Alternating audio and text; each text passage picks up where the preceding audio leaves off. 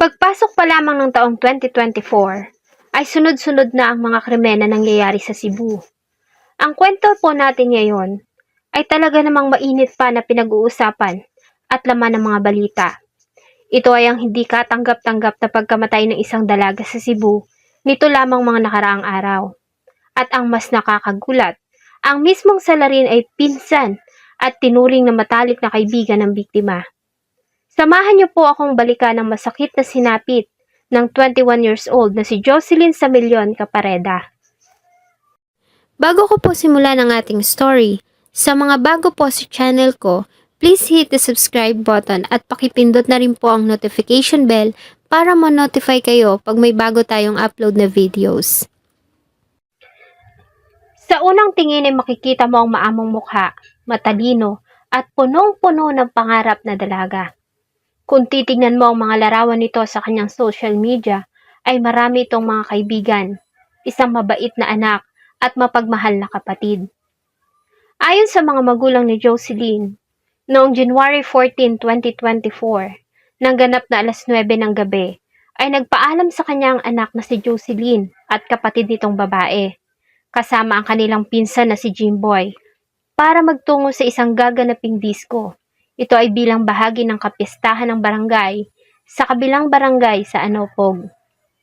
At dahil nga may mga kasama, ay pinayagan niya ang dalawang anak. Lingid sa kanyang kaalaman na ito na ang huling beses na makikita niyang buhay si Jocelyn. Nang lumalim na kasi ang gabi, ay tanging ang kapatid na lamang nito ang umuwi ng kanilang bahay.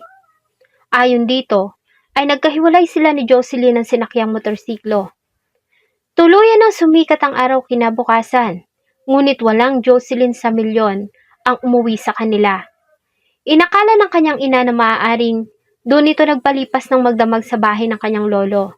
Ngunit ganun na lamang ang kanyang kaba nang malamang hindi ito doon natulog. Sinubukan nilang tawagan ng cellphone nito, ngunit hindi na nila ito makontak. Tinanong-tanong na rin nila ang ilan sa mga kaibigan ng dalaga na kasama nito sa disco. Ngunit lahat sila ay nagsabing hindi nila alam kung nasaan ito. Maging ang nobyo ni Jocelyn ay hindi rin ito nakita.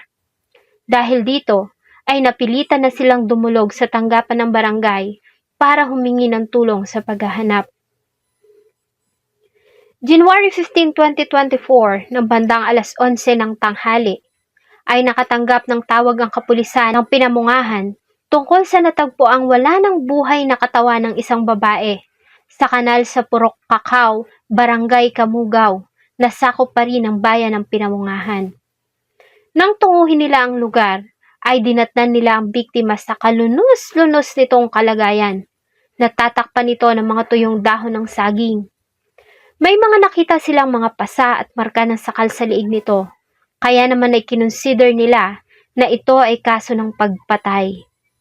Ang biktima ay kinilalang ang nawawalang dalaga na si Jocelyn Samilion Capareda. Sa ginawang investigasyon ng mga pulis, ay napag-alaman nila na ang huling nakitang kasama ng biktima nang umalis ito sa disco ay ang pinsan nito, ang 18 anyos na si Jimboy Pasakan. Nang tunguhin nila ang bahay nito ay napag-alaman nila na wala na ito doon at nagtungo sa bahay ng kanyang ama sa liblib na lugar sa Barangay Bituon sa bayan ng Dumanhug, kung saan nila ito naaresto.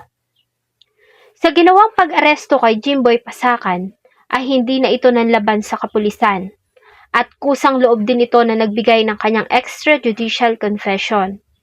Ayon kay Pasakan, ay dati niyang nobya si Jocelyn at ang kanilang relasyon ay tumagal ng 3 linggo lamang dahil sa nagdesisyon silang maghiwalay nang malaman nila na sila ay magpinsan. Sa kabila nito ay nanatili silang malapit sa isa't isa at may mga araw pa nga na doon ito kumakain sa bahay ng biktima. Ayon sa kanya ay uminom sila ng alak habang nagdidisco at nang pauwi na ay magkasama sila ni Jocelyn na sa sinasakyang motorsiklo. Subalit dahil sa lubak-lubak at mabato ang daan, ay nagdesisyon sila na bumaba at maglakad na lamang pauwi. Ayon kay Pasakan, ay niyaya niya si Jocelyn para makipagtalik sa kanya. Subalit tinanggihan siya ng dalaga at tinakot na sisigaw ito kapag ipinagpatuloy niya ang balak. Sa galit, ayon sa kanya, ay sinuntok niya ito ng 3 beses sa sikmura hanggang sa mawalan ito ng malay. Dito na nga niya tinuloy ang nais. Matapos magtagumpay, ayon sa kanya, ay sinakal niya ang biktima hanggang sa mawalan ito ng buhay. Sa takot na baka magsumbong ito, bago niya ito inhulog sa kanal at tinabunan ng mga tuyong dahon ng saging bago niya ito iwan.